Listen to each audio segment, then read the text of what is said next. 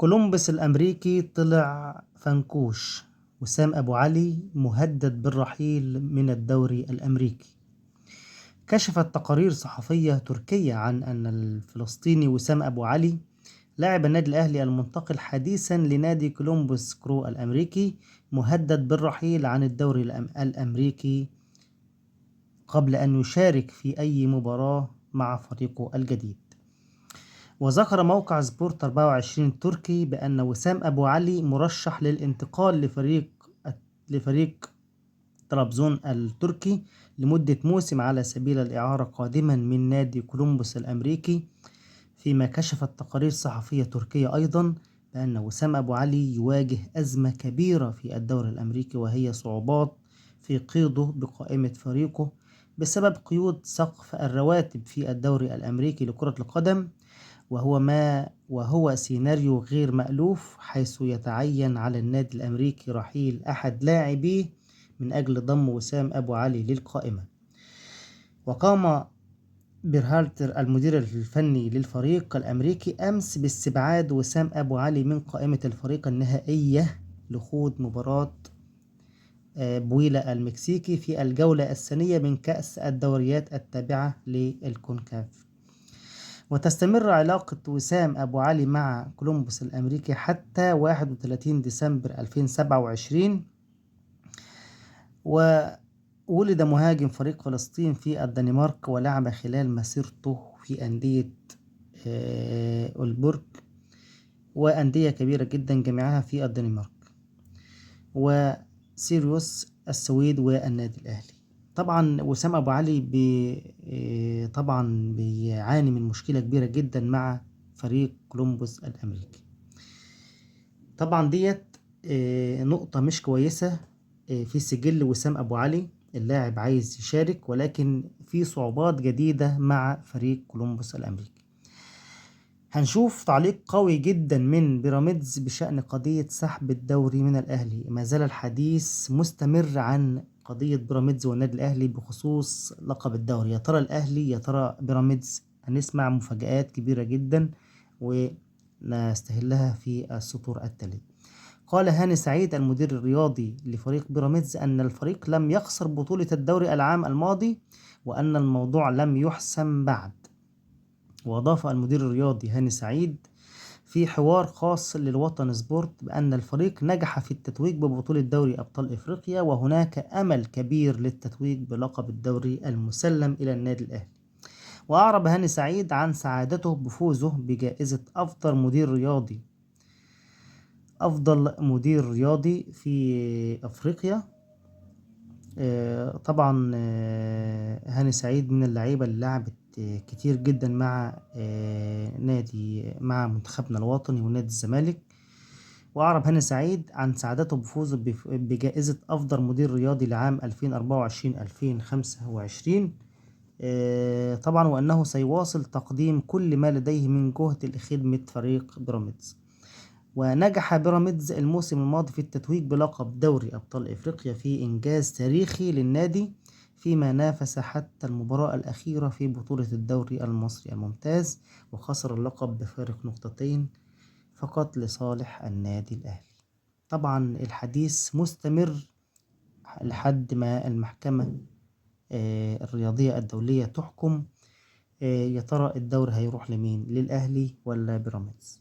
طبعا دي كانت كل أخبارنا. كل يوم نسمع جديد عن قضية النادي الأهلي وبيراميدز، والشكوى اللي قدمها بيراميدز في المحكمة الرياضية الدولية إن هو عايز يسحب لقب الدوري المصري من الأهلي، لأنه هو شايف من وجهة نظره إن هو بطل الدوري، وإن الأهلي المفروض كان يتخصم منه 6 نقاط، 3 بسبب عدم خوض مباراة الأهلي والزمالك، و3 نقاط في نهاية الموسم برضو بسبب عدم الحضور. ولكن كانت رابطة الأندية لها رأي تاني مختلف تماما عن رأي بيراميدز. بعد أن أصدرت قرار بخصم 6 نقاط تم إرجاء القرار، وأصدرت قرارا جديدا بخصم 3 نقاط فقط، وعدم احتساب خصم 3 نقاط من نهاية الموسم. وبهذه الحالة يتوج النادي الأهلي بطلا للدوري المصري 2024-2025 للنسخة 45 في تاريخه.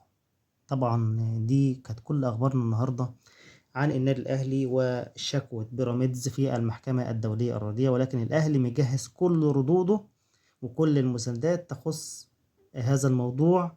النادي الأهلي تقدم بها، وإن المحكمة الرياضية إن شاء الله خلال 15 أغسطس الحالي، من 15 أغسطس حتى أوائل سبتمبر، ستحسم الموضوع بشكل نهائي، لأن طبعا يكون الدوري المصري ابتدى، وهتتفرغ لهذا الموضوع من كل الجوانب القانونية لإصدار القرار التاريخي الحازم الذي يحسم بطل الدوري المصري. ولكن احنا دلوقتي الأهلي هو بطل الدوري للنسخة 24-25 بفارق نقطتين عن نادي بيراميدز. طبعا دي كانت كل أخبارنا النهاردة عن النادي الأهلي والساحة الرياضية وكل أخبار الرياضة المصرية النهاردة. وطبعا وسام أبو علي برضو بنقرر إن هو بيعاني من مشاكل كبيرة جدا مع فريقه الجديد كولومبوس الأمريكي لعدم قيده في القائمة النهائية للفريق. لو عجبك الفيديو ما تنساش تعمل لايك وشير وتشترك في القناة وتفعل الجرس عشان يوصلك كل ما هو جديد عن النادي الأهلي.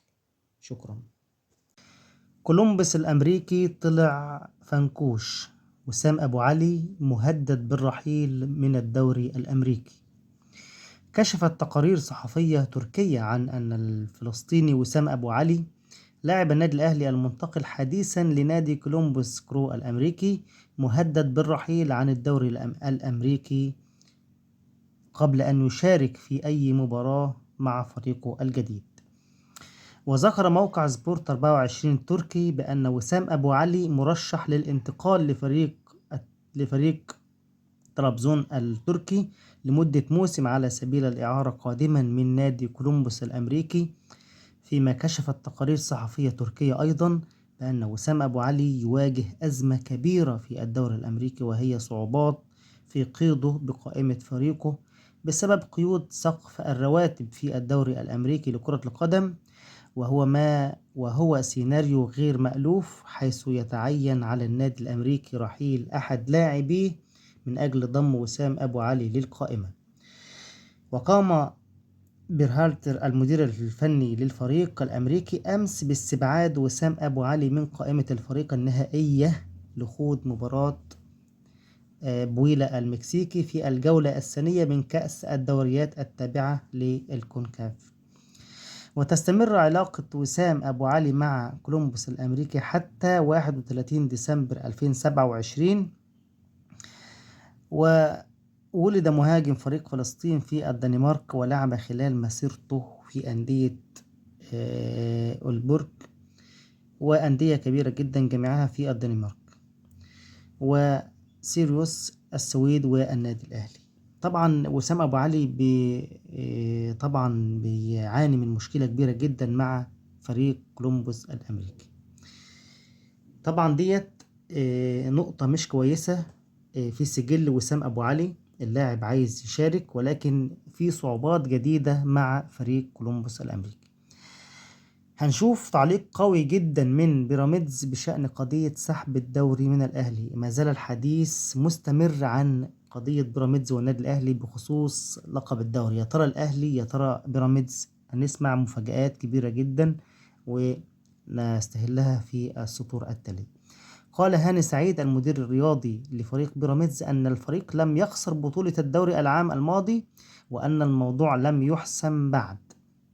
وأضاف المدير الرياضي هاني سعيد في حوار خاص للوطن سبورت بأن الفريق نجح في التتويج ببطولة دوري أبطال إفريقيا، وهناك أمل كبير للتتويج بلقب الدوري المسلم إلى النادي الأهلي.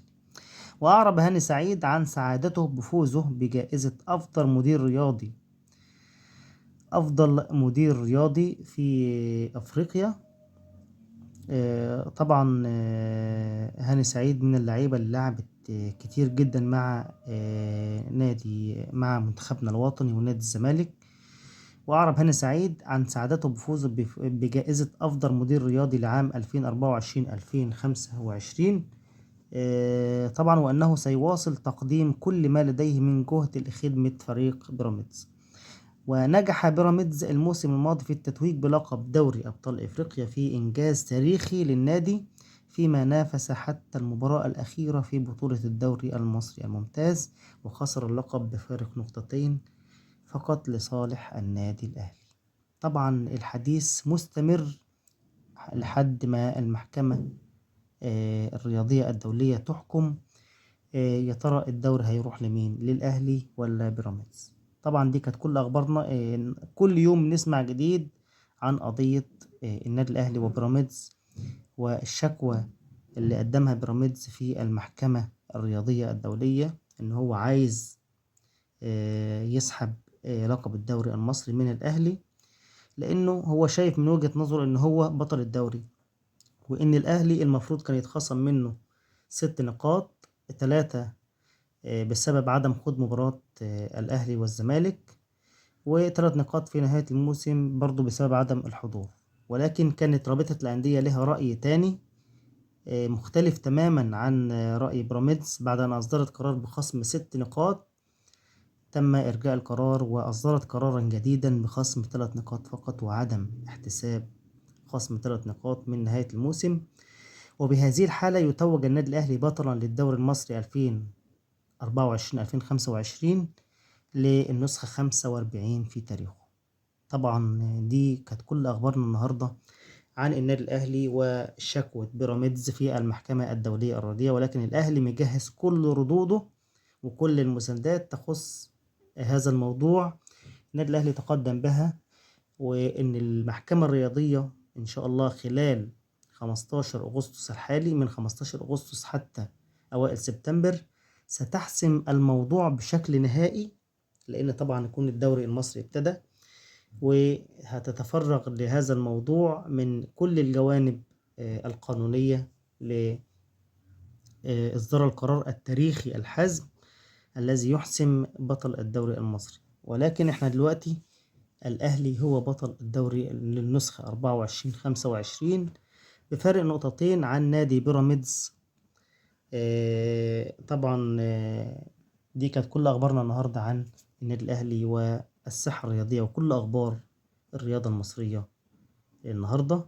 وطبعا وسام أبو علي برضو بنقرر إن هو بيعاني من مشاكل كبيرة جدا مع فريقه الجديد كولومبوس الأمريكي لعدم قيده في القائمة النهائية للفريق. لو عجبك الفيديو ما تنساش تعمل لايك وشير وتشترك في القناة وتفعل الجرس عشان يوصلك كل ما هو جديد عن النادي الأهلي. شكرا.